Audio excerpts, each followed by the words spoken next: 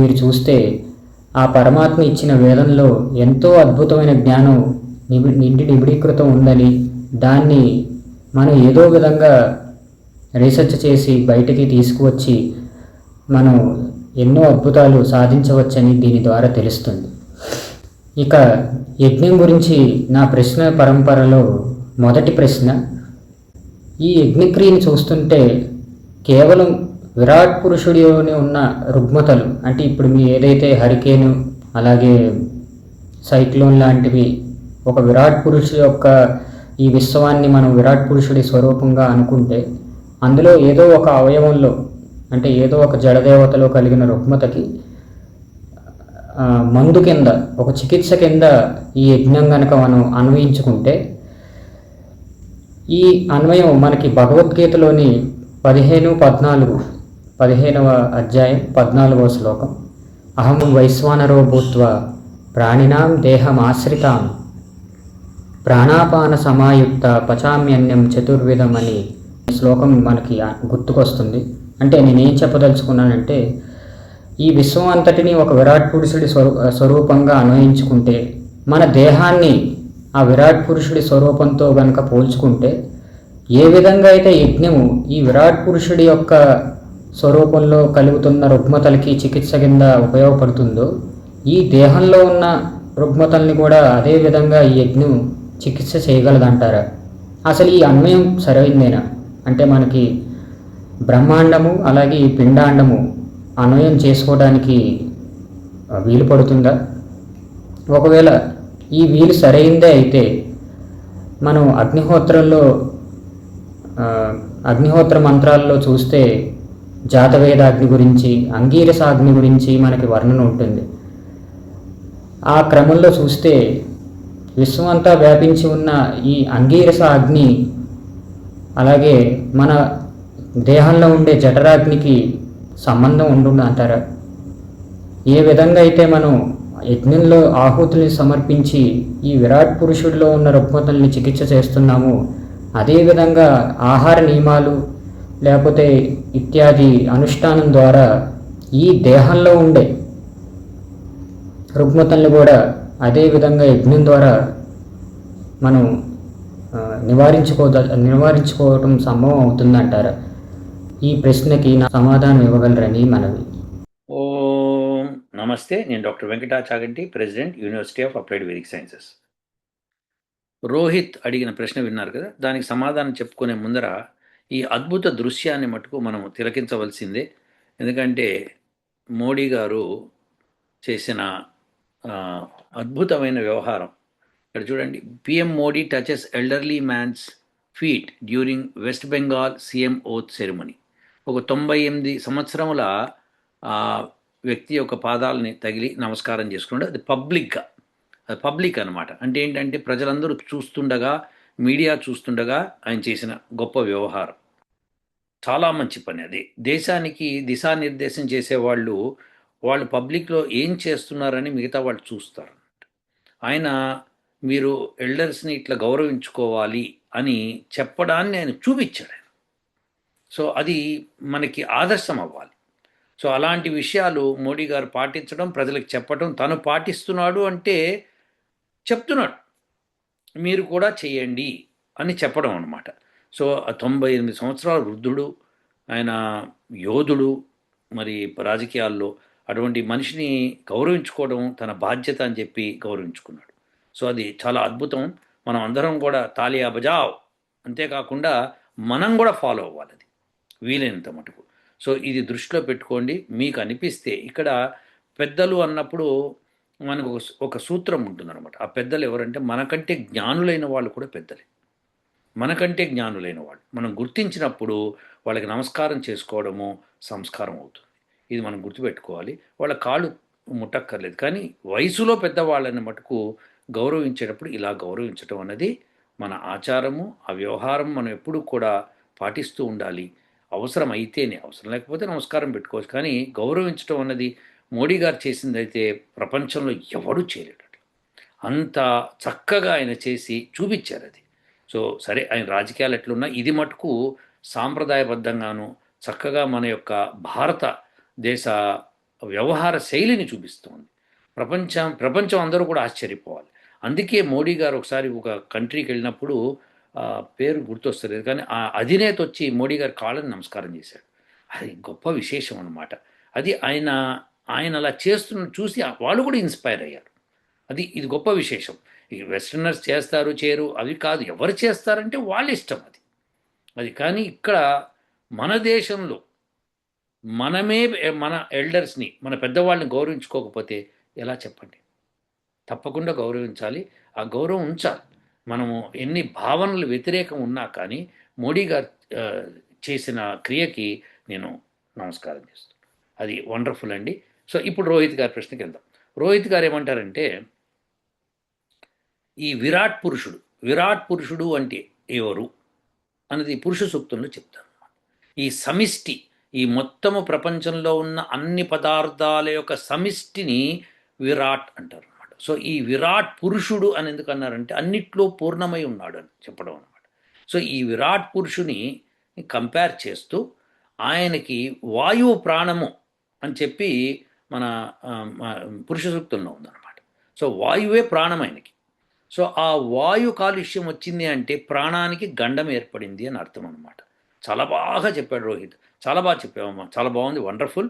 So ఆ రుగ్మత వచ్చినప్పుడు మనం ఎలా అయితే మందు వేస్తున్నామో, యజ్ఞము అనే హోమం చేసి మనము మందు వేసి ఆ యొక్క ఇంటెన్సిటీని తగ్గిస్తున్నామో, అలానే మన శరీరంలో కూడా మనము తినే పదార్థాలు అవన్నీ కూడా కడుపులో వైశ్వానరగ్ని అని ఉంటుందన్నమాట. అదే విషయాన్ని ఆయన భగవద్గీత శ్లోకంలో తీసుకొని ఉటంకించారు. అది కూడా చూద్దాం మనం ఒకసారి. సో ఇది భగవద్గీత శ్లోకం.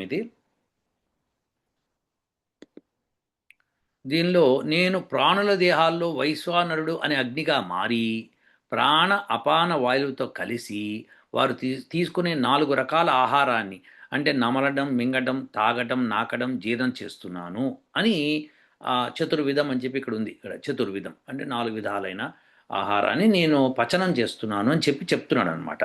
సో అంటే చక్కగా వాటిని అరిగిచ్చి దేహానికి కావాల్సిన శక్తిని ఇస్తున్నాను అని చెప్పి ఇందులో నేను వైశ్వానరుణ్ణి అని చెప్పి శ్రీకృష్ణుడు భగవద్గీతలో చెప్పుకున్నట్టుగా చెప్తున్నారు ఇక్కడ. సరే, ఆయన అయినా కాకపోయినా మనకి విషయం ఏంటంటే ఇది వైశ్వానర అగ్ని మన కడుపులో ఉంటుంది. ఎస్, దానిలో నిరుక్తకారుడు చాలా చక్కగా చెప్పాడు. సో ఈ వైశ్వానరుడు అంటే సూర్యుడు కూడా ఒక అర్థం ఉందండి. సో సందర్భాన్ని బట్టి, మంత్రాన్ని బట్టి ఎక్కడెక్కడ ఏం రావాలో వస్తాయి. ఆ రెండింటి గుర్తుపెట్టుకోండి. సందర్భాన్ని బట్టి అర్థం మారినా, ఈ కడుపులో ఉన్న అగ్ని సూర్యులో ఉన్న అగ్ని అని మారినా రెండూ చేసే క్రియలు ఒకటి. ఆ క్రియలు ఒకటే ఉన్నప్పుడు ఒకే పేరు వస్తుంది అన్నమాట. సో కానీ వేరు వేరు వ్యక్తులకు వస్తుంది. సో ఇలా వైశ్వానరుడు అనే కడుపులో ఉన్నది నిజమండి ఆ మాట. ఎలా అయితే అందుకనే మన పెద్దలు యజ్ఞాన్ని చాలా విధాలుగా కంపేర్ చేస్తూ చెప్పారు. ఏంటంటే మనం తీసుకునే ఆహారం ఏదైతే ఉంటుందో ఆ ఆహారము వైశ్వానర అగ్నికి ఉపయోగపడేదిగా ఆయన జీర్ణం చేసుకొని మనకి నలువిధాలుగా ప్రాప్తించేటట్టు చేయాలి. కానీ ఆ అగ్ని ఆరిపోయేటట్టు చేయకూడదు మనము. అంటే తినేటప్పుడు అధికంగా తినేసేసి కడుపులోకి పంపించేస్తే అది పచనం అవడానికి టైం బట్టి కొవ్వు కింద మారిపోయి మనకి నానా రకాల రోగాలు వచ్చే స్కోప్ ఉంటుంది. అది మన యవ్వనంలో ఉన్నప్పుడు తెలియదు. యవ్వనంలో ఏమవుతుందంటే శక్తి అధికంగా ఉంటుంది కాబట్టి శరీరం దాన్ని సంభాలించుకుంటూ ఉంటుంది. కానీ యాజ్ ఏజ్ గ్రోస్, వయసు మీద పడుతున్న కొద్దీ అది ఒక బ్యాడ్ ఎఫెక్ట్ చూపిస్తుంది అన్నమాట. సో వైశ్వానర అగ్నిని మనము కాపాడుకోవాలి. కడుపులో ఉన్న అగ్నిని కాపాడాలి. దానికి ఎంత ఆహారం పంపించాలో అంతే పంపించాలి.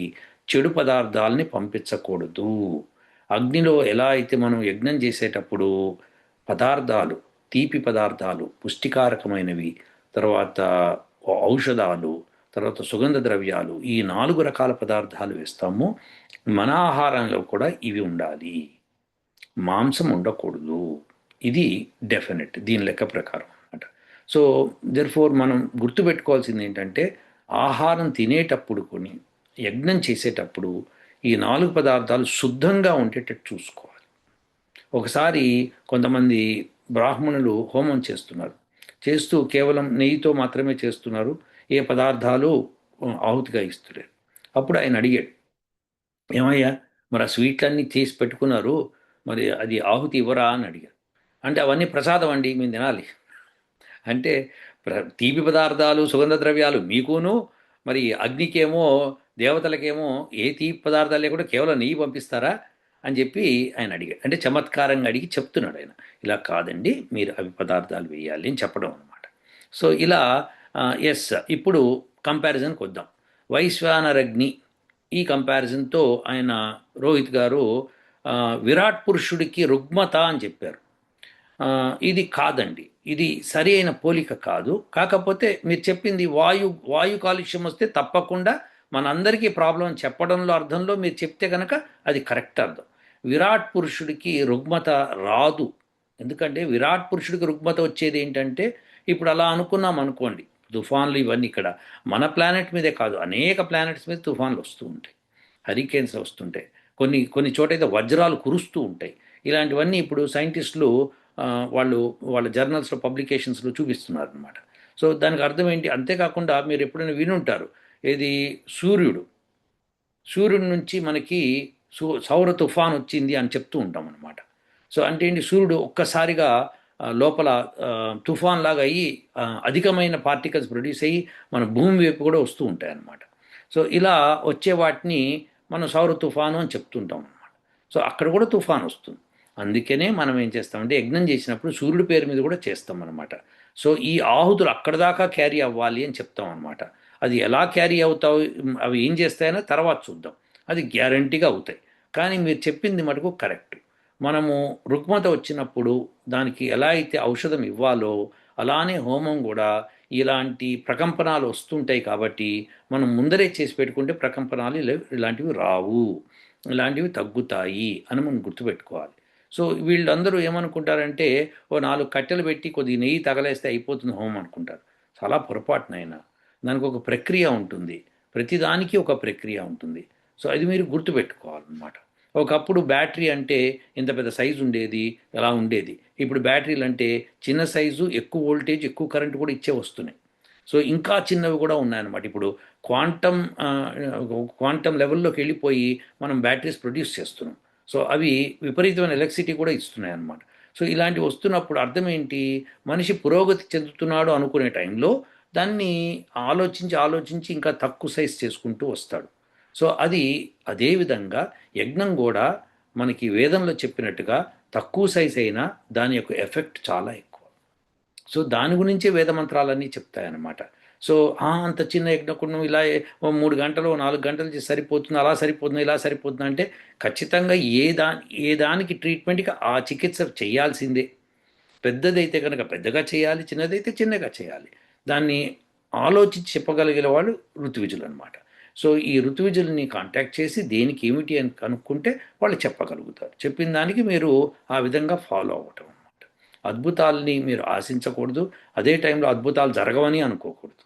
సో దీనికి మనము ట్రీట్మెంట్ ఎలా ఇవ్వాలి ఏమిటి అన్నది యజ్ఞం ప్రకారం చేసుకోవచ్చు. యజ్ఞంలో మనము ఎలా అయితే ఒక రోగికి ఏదైనా రోగం వస్తే కనుక దానికి మందు ఉంటే కనుక ఆ ఔషధాన్ని యజ్ఞంలో వాడి ఆ మందు నుంచి వచ్చే వాయువుని పీల్చుకుంటూ రుగ్మతలను తగ్గించుకునే పద్ధతి ఉంది. అలానే వాతావరణ కాలుష్యాన్ని నివారించే పద్ధతి ఉంది. వర్షాలు కావాలన్నప్పుడు వర్షాలు కురిపించుకునే పద్ధతి ఉంది. అలానే వర్షాలు అధికంగా కురుస్తుంటే కనుక దాన్ని నివారించే పద్ధతి ఉంది. గాలులు విపరీతంగా వీస్తుంటే వాటిని తగ్గించుకునే పరిస్థితి ఉంది. ఇలాంటివన్నీ మనం చేయగలుగుతాం. ఇంక్లూడింగ్ భూకంపాలని కూడా మనము తగ్గించవచ్చు. ఆ శాస్త్రాన్ని కాస్త స్టడీ చేసి దాన్ని కాస్త ముందుకు తీసుకెళ్తే అన్నీ జరపవచ్చు. సో అలా జరపడానికి వేదంలో అనేకమైన మెథడ్స్ ఇచ్చారు. మనం తీసుకొని వాటిని పరిశీలించి కాస్త రీసెర్చ్ ఓరియంటెడ్గా దాన్ని శోధన చేయాలన్నమాట. శోధన చేసి ఇలానా అలానా ఇలానా అనుకుంటూ చేయాలి తప్పితే మనం వేదంలో ఇచ్చింది గుడ్డిగా చేయకూడదు ఏది. ఎందుకంటే గుడ్డిగా చేస్తే మీరు తప్పుగా చేస్తున్నారు అనుకోండి, తప్పు అవుతుంది. సో దాన్ని శోధన చేయాలి మొదట. ఎలా ఎందుకు, అలా ఎందుకు కాదు, ఇలా అయితే ఏమవుతుంది, అలా అయితే ఏమవుతుంది అన్నది ఇప్పుడు మనకి ప్రస్తుతం జరుగుతున్న సైంటిఫిక్ ఎవిడెన్సెస్ తీసుకొని, ఓహో ఇలా అయితే ఇలా చెప్తున్నారు వీళ్ళు, కాబట్టి ఇలా జరుగుతుందా లేదా ఇందులో పరిశీలిద్దాం అని మనం ప్రయత్నం చేసి తెలుసుకోవాలి ఒకటి. కానీ వేదంలో చెప్పాడంటే సత్యమే, ఖచ్చితంగా అలానే జరుగుతుంది. అది శోధన చేయాలి మొదట. శోధన చేయందే కుదరదు. మీరు శోధన చేయకపోతే తప్పు చేస్తారు. సో అందుకని విరాట్ పురుషుడికి రుగ్మత అన్నది మీరు అనుకుంటే కనుక అది భూమి వరకే మీరు ఇప్పుడు మాట్లాడాల్సి వస్తుంది. ఇప్పుడు భూమి అతని పాదాలు అని చెప్పి ఆ పురుష సూక్తంలో ఉంది. సో పురుష సూక్తం అనగానే జ్ఞాపకం వచ్చింది. ఎవరో క్రిస్టియన్ ఎవడో పిచ్చిగా వాగుతున్నాడు, ఏదో పురుష సూక్తం తీసుకొని ఇందులో జీసస్ క్రైస్ట్ ఉన్నాడని చెప్పి. సరే, దాన్ని వేరే వీడియో చేయొచ్చు. ప్రస్తుతం అయితే రోహిత్ గారు అడిగిన ప్రశ్నకు సమాధానం ఏంటంటే, మనము యజ్ఞయాగాదులు చేయడం మూలంగా ఈ వాతావరణ కాలుష్యాన్ని, నీటి కాలుష్యాన్ని, భూమి కాలుష్యాన్ని, మానసిక కాలుష్యాన్ని దూరం చేయవచ్చు, శారీరక ఆరోగ్యాన్ని పెంచవచ్చు. ఇది తథ్యము, ఫర్ ష్యూర్. అది చేయగలుగుతాము. వైశ్వానరగ్ని, ఓకే, విశ్వనరుడు, వైశ్వానరుడు, ఇలా పేర్లు అక్కడి నుంచే వస్తాయి అన్నమాట. సో ఈ వైశ్వానరగ్ని అన్నది సూర్యుడికి పేరు, మన గర్భంలో అంటే కడుపులో ఉన్న అగ్నికి పేరు. సో సూర్య గుణాలు ఇందులో ఉంటాయి, గుర్తుపెట్టుకోండి. అలానే ఈ గుణాలు సూర్యుడిలో ఉంటాయి, ఇది కూడా గుర్తుపెట్టుకోవాలి మనం. సో తప్పకుండా మనము ఈ రుగ్మతకి, ఈ హరికేన్ అనే రుగ్మతకి, సైక్లోన్ అనే రుగ్మతకి, అలానే వాయు కాలుష్యము, నీటి కాలుష్యం రుగ్మతలకి మనము చెక్ పెట్టచ్చు. పెట్టిన తద్వారా ఏమవుతుందంటే మనిషి ఆరోగ్యంగాను మానసికంగాను ఎదుగుతాడు. ఎప్పుడైతే మానసిక ప్రశాంతత వస్తుందో మనసుతో ఆలోచించడం, కరెక్ట్గా ఆలోచించడం మొదలు పెడతాడు. అప్పుడు దారి కనిపిస్తుంది అన్నమాట. లేకపోతే మనం ఇదే అవిద్యలో ఇలా ఇలా గిరిగిరి గిరిగిరి తిరుగుతుంటాం. సో దయచేసి ఇది ఆలోచించండి. దీనికి ఒక చిన్న ఎగ్జాంపుల్గా చెప్తాను. అమెరికాలో మాంక్, MONK, మాంక్ అని ఒక డిటెక్టివ్ సీరియల్ వాళ్ళు టీవీ ఛానల్ వాళ్ళు ఎవరో చూపిస్తూ ఉండేవాళ్ళు ఒకప్పుడు. 2005 2010 మరి నాకు జ్ఞాపకం లేదు, 2010 పైన తర్వాత. అందులో ఆ డిటెక్టివ్కి ఏంటంటే ఆయనకి క్లీన్లీనెస్ అంటే చాలా ఇష్టం. అది క్లీన్గా లేకపోతే ఆయన తట్టుకోలేడు అనమాట. సో ఆ క్లీనినెస్ చాలా ఇష్టము. ఎక్కడైనా డర్ట్ ఉంటే గొడవ పెట్టేసుకుంటూ ఉంటాడు. సో అతను పాపం పోలీస్ డిపార్ట్మెంట్ నుంచి అతను తీసేస్తారు, ఎందుకంటే ఈ రుగ్మత ఉందని చెప్పి తీసేస్తారు. సో అయినా సరే ఆయన అది పోగొట్టుకోడు. చాలా అన్ని వెల్ డ్రెస్డ్, ఎవ్రీథింగ్, అంటే ఎక్కడా కూడా కలుషితం లేకుండా ఉంటాడనమాట. సో ఏ మాత్రం కూడా చెడు మాట్లాడు, చెడు వినడు, చెడు గురించి ఆలోచించడు. కేవలం కేసు అంటే కేసు గురించి ఆలోచించి క్షణాల్లో దాన్ని సాల్వ్ చేసే అంత మైండ్ సెట్ ఉంటుంది దానికి. ఆ పోలీస్ స్టేషన్లో ఉన్న క్యాప్టెన్ అంటారు, ఆయన మనకి ఇప్పుడు ఎట్లయితే ఇన్స్పెక్టర్ అంటామో అక్కడ క్యాప్టెన్ అనేవాడు, అతను చెప్తాడనమాట, ఇతని మనసు చాలా సున్నితము, చాలా క్లియర్గా ఆలోచిస్తాడు, మనకంటే ఫాస్ట్గా ఆలోచిస్తాడు. గొడవ అంటే మనకు కనిపించడం ఆయన కనిపించేస్తాయి అంటాడు. నిజమండి, మనసు ప్రశాంతంగా ఉంటే ఇతరులకు కనిపించడమే మీకు కనిపిస్తాయి అన్నమాట. సో ఆ మనసు ప్రశాంతంగా ఉండాలంటే యజ్ఞయాగాదులు ఎక్కువగా చేస్తుంటే మనసు చాలా పవిత్రమవుతుంది గ్యారంటీగా. మీరు ఎంత చెడున్నా మీలో తగ్గిపోవడం మొదలు పెడుతుంది. సో అది ఒక్కసారి తగ్గిపోద్ది, మెల్లగా తగ్గుతూ మొదలు పెడుతుంది. మీకు క్లారిటీగా మీకు మనసుకి విజువల్ కనిపిస్తాయి అన్నమాట. ఓ ఇది కదా అని. అలానే దుష్టులు ఎవరు, మంచి వాళ్ళు ఎవరు క్లియర్గా తెలుస్తూ ఉంటుంది మీకు. ఆ మనసుకి ఆ క్లారిటీ వచ్చేస్తుంది, ఎందుకంటే చెడు వెళ్ళిపోతుంటుంది కదా, అందుకని అనమాట. సో ఇది ఖచ్చితంగా యజ్ఞయాగాదులతో సాధ్యమవుతుంది. ఈ మాంక్ అనే దానిలో ఒకసారి ఏమవుతుందంటే కాలిఫోర్నియాలో ఈ ఏమంటారు అది, మన వర్కర్స్ అందరూ కలిసి స్ట్రైక్ చేస్తారు. ఎవరు? మున్సిపల్ వర్కర్స్, చెత్త ఎత్తే వాళ్ళందరూ స్ట్రైక్ చేస్తారు. దానికి ఏదో కారణం ఉంటుంది. అయితే ఈ చెత్త అంతా రోడ్ల మీద పేరిపోయేటప్పటికి ఈయనకి మైండ్ బ్లాక్ అయిపోతున్నాడు, పనిచేయడు. సో ఈయన తీసుకుంటారు కొద్దిగా, ఎవరో అతన్ని చంపారు, అతన్ని ఎవరు చంపారో కాస్త తేల్చు అంటే ఇతను మైండ్ పనిచేస్తుంటుంది అనమాట, ఎంతసేపు అట్లా ఉంటుంది. అప్పుడు ఆ క్యాప్టెన్ ఏం చేస్తాడంటే ఇట్లా కాదని చెప్పి అతను తీసుకెళ్ళి సిలికాన్ వ్యాలీలోకి ఒక చిప్స్ ప్రొడ్యూస్ చేసే కర్మాగారంలోకి తీసుకెళ్తాడు. అక్కడ ఏంటంటే పర్ఫెక్ట్ నీట్నెస్ పెడతారు, ఎందుకంటే చిప్స్ తయారీలో అది అవసరం అనమాట, శుద్ధంగా ఉండాలి. అక్కడ తీసుకెళ్ళి కూర్చోపెట్టంగానే క్లారిటీగా అతనికి తెలిసిపోతుంది ఎవరు హత్య చేశారు ఏంటని. ఎందుకంటే అప్పటిదాకా మనసులో ఆలోచనలు వస్తున్నాయి కానీ ఈ కుడ్ నాట్ ఎక్స్ప్రెస్ అనమాట. సో ఇలా మనసు పవిత్రం అవుతున్న కొద్దీ మనకి మంచి ఆలోచనలు, క్లారిటీ ఆలోచనలు వస్తాయండి. సో రుగ్మతలు తగ్గడం ఖాయము యజ్ఞం మూలంగా, అలానే హరికేన్స్ అవి తగ్గడం ఖాయము. మంచి శ్లోకం తీసుకొచ్చారు, చాలా బాగా పనికొస్తుంది. కానీ నేను అని కృష్ణుడు చెప్పింది మటుకు అది నమ్మేవాళ్ళు కృష్ణుడు విరాట్ పురుషుడు అని నమ్మితే ఇక నేనేం చేయలేను, కానీ అది వేరు. అందుకని so let's hope that it's correct. కృష్ణుడు చాలా గొప్పవాడు, కానీ ఈ సృష్టికర్త అని చెప్పుకోవడం మటుకు జరగకూడదు, మనం అలా చేయకూడదు. సరే ఉంటానండి, మళ్ళీ వచ్చే వీడియోతో కలుగుతాం. ఓం